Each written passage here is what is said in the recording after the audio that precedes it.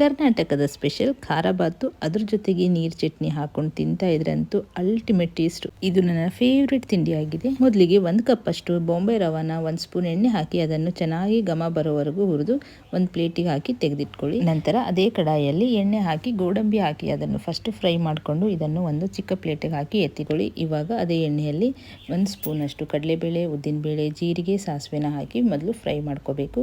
ಇವಾಗ ಒಂದು ಈರುಳ್ಳಿ ಮತ್ತು ಹಸಿಮೆಣಸಿನಕಾಯಿ, ಕರಿಬೇವು ಹಾಕಿ ಫ್ರೈ ಮಾಡಿಕೊಂಡು ನಂತರ ಇದಕ್ಕೆ ವೆಜಿಟೇಬಲ್ಸಲ್ಲಿ ಕ್ಯಾರೆಟು, ಬೀನ್ಸು, ಬಟಾಣಿ ತೊಗೊಂಡಿದ್ದೀನಿ. ಅದನ್ನು ಕೂಡ 1-2 ನಿಮಿಷ ಫ್ರೈ ಮಾಡಿಕೊಂಡು 1 ಟೊಮಾಟೊ ಹಾಕಿ ಅರಿಶಿನ, ಚಿಲ್ಲಿ ಪೌಡರು ಮತ್ತು ಇದಕ್ಕೆ 1 ಸ್ಪೂನಷ್ಟು ವಾಂಗಿಬಾತ್ ಪುಡಿನ ಹಾಕಿ ಮಿಕ್ಸ್ ಮಾಡ್ಕೊಳ್ಳಿ. ನಂತರ ಇದಕ್ಕೆ 1 ಕಪ್ ರವಾಗೆ 3 ಕಪ್ಪು ನೀರನ್ನು ಹಾಕಿ ಚೆನ್ನಾಗಿ ನೀರು ಕುದೀತಾ ಇರುವಾಗ ಹುರಿದಿಟ್ಕೊಂಡಿರುವ ರವೆ ಹಾಕಿ ಗಂಟು ಹಾಕದೇ ಇರೋ ಹಾಗೆ ಅದನ್ನು ಮಿಕ್ಸ್ ಮಾಡಿಕೊಂಡು ಕಲಿಸ್ತಾ ಇರಬೇಕು. ಇವಾಗ ಲಿಡ್ ಕ್ಲೋಸ್ ಮಾಡಿ ಒಂದು 5 ನಿಮಿಷ ಲೋ ಫ್ಲೇಮಲ್ಲಿ ಇಟ್ಕೊಂಡು ಬೇಯಿಸಿ ನಂತರ ಫ್ರೈ ಮಾಡಿ ಇಟ್ಕೊಂಡಿರುವ ಗೋಡಂಬಿ, ಕಾಯಿ ತುರಿ ಮತ್ತು ಕೊತ್ತಂಬರಿ ಸೊಪ್ಪು ಹಾಕಿ ಒಂದ್ಸಲ ಮಿಕ್ಸ್ ಮಾಡಿಕೊಂಡು ಮೇಲ್ಗಡೆ 1 ಸ್ಪೂನು ತುಪ್ಪ ಹಾಕಿ ಗ್ಯಾಸ್ ಫ್ಲೇಮ್ನ ಆಫ್ ಮಾಡಿ ಲಿಡ್ ಕ್ಲೋಸ್ ಮಾಡಿ ಹಾಗೆ ಬಿಡಿ.